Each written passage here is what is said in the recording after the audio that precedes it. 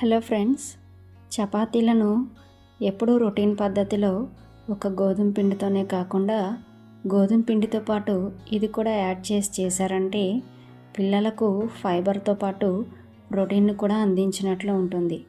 అలాగే చపాతీలు చాలా టేస్టీగా సాఫ్ట్గా ఉంటాయి. మనకి హెల్త్ బెనిఫిట్స్ కూడా పెరుగుతాయండి. ముందుగా వీడియోలోకి వెళ్ళే ముందు మీకు ఈ వీడియో నచ్చితే ఒక లైక్ చేయండి, వీలైతే సబ్స్క్రైబ్ చేసుకోండి. ముందుగా ఒక కప్పుడు పెసరపప్పును అయితే నానేసుకున్నానండి. 4 hours అవుతుంది. నేను ఇది ఈవినింగ్ చేస్తున్నాను కాబట్టి ఆఫ్టర్నూనే నానేసుకున్నాను. మీరు మార్నింగ్ టైం చేయాలనుకుంటే నైట్ పూట అయినా నానేసుకోవచ్చు. సో ఈ నానబెట్టిన పెసరపప్పునైతే మనం మిక్సీ జార్లో వేసుకొని కొంచెం వాటర్ పోసి మనం దీన్ని మెత్తగా గ్రైండ్ చేసుకుందాము. 1 స్పూన్ వాటర్ అయితే సరిపోతాయండి. చూసారు కదా, ఇలా ఫైన్గా అయితే మనం గ్రైండ్ చేసుకోవాలి.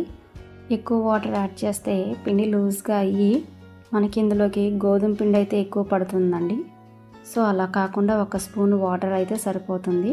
దీనంతటికి ఒక బేషన్లో అయితే వేసుకున్నాను. నెక్స్ట్ దీనిలోకి నేను వాము ఉంది కదండి, దాన్ని కొద్దిగా నలిపేసేసి ఇలాగైతే వేసుకుంటున్నాను. ఇప్పుడు దీనిలోకి సన్నగా తరిగి పెట్టినటువంటి కరివేపాకు కూడా వేసుకున్నానండి. నెక్స్ట్ ఏ బౌల్తో అయితే నేను పెసరపప్పు తీసుకున్నానో ఆ బౌల్తో నేను గోధుమ పిండిని అయితే తీసుకుంటున్నాను అనమాట. టేస్ట్కి సరిపడా సాల్ట్ కూడా వేసుకుంటున్నానండి. అలాగే ఇందులోకి 2 టేబుల్ స్పూన్స్ నెయ్యిని కూడా వేసుకుంటున్నాను. సో ఇప్పుడు ఇవన్నీ కూడా బాగా మిక్స్ అయ్యేలాగైతే నేను కలుపుకుంటున్నానండి. దీంట్లో ఇంకా మనం వాటర్ కూడా అయితే యాడ్ చేయాల్సిన అవసరం లేదు. మీకు పిండి తక్కువగా అనిపిస్తే కొంచెం గోధుమ పిండిని యాడ్ చేసుకొని మనం చపాతీకి ఎలాగైతే కలుపుకుంటామో సో ఆ విధంగా కలుపుకుంటే సరిపోతుందన్నమాట. చూసారు కదా, ఈ విధంగా కలుపుకున్న తర్వాత దీన్ని ఒక బౌల్తో కవర్ చేసి ఒక 10 minutes అయితే పక్కన పెట్టుకుందామండి.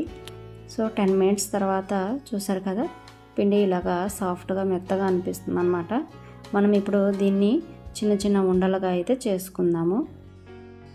మీరు చపాతీ చేసుకునే సైజుని బట్టి ఉండలు చేసుకుంటే సరిపోతుందండి. చూసారు కదా, నేనైతే ఇలాగా చిన్న చిన్న ఉండలు అయితే చేసుకుంటున్నానండి.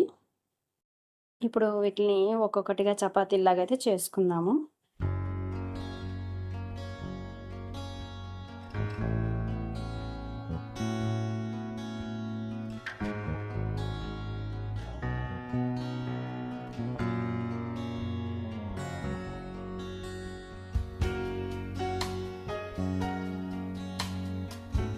ఈ విధంగా చపాతీ చేసుకున్నాక దాని మీద కొంచెం మళ్ళీ నెయ్యి రాసుకొని మొత్తం స్ప్రెడ్ చేసుకోవాలండి.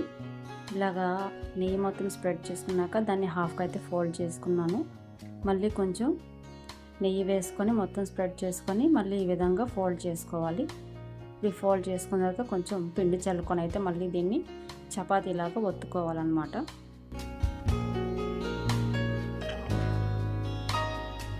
చూసారు కదా, నేనైతే చక్క పలుచగా అయితే చేసుకున్నానండి. మందంగా కావాలనుకున్న వాళ్ళు కొంచెం మందంగా కూడా చేసుకోవచ్చు.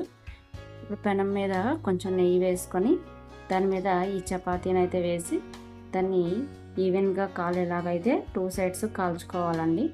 ఈ విధంగానే మిగిలిన చపాతీలు కూడా 2 sides లో ఫ్లేమ్లో పెట్టి కాల్చుకుంటే ఎంతో టేస్టీగా ఉండే చపాతీలు అయితే రెడీ అయిపోతాయండి. ఇలా రెడీ అయిన చపాతీలని మనం టమాటా సాస్తో కానీ లేకపోతే ఏదైనా చట్నీ కానీ కర్రీ కానీ లేకపోతే ఎగ్ ఫ్రైతో కానీ కలిపి తీసుకుంటే చాలా టేస్టీగా అయితే ఉంటాయండి. చూసారు కదా, ఈ ఒక్క ఇంగ్రీడియంట్తో మనం రెగ్యులర్గా చేసుకునే చపాతీని అయితే హెల్తీగా కూడా చేసుకోవచ్చు. ఏమీ లేదండి, దీనిలో ఒక్క పెసరపప్పుని నానబెట్టుకొని మనం మిక్సీ పట్టి యాడ్ చేసుకోవటం వల్ల దీని ఫ్లేవరు మారుతుంది, అలాగే దీని యొక్క క్వాలిటీ కూడా చేంజ్ అవుతుంది.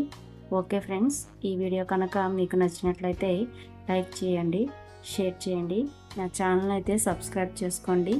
Thanks for watching.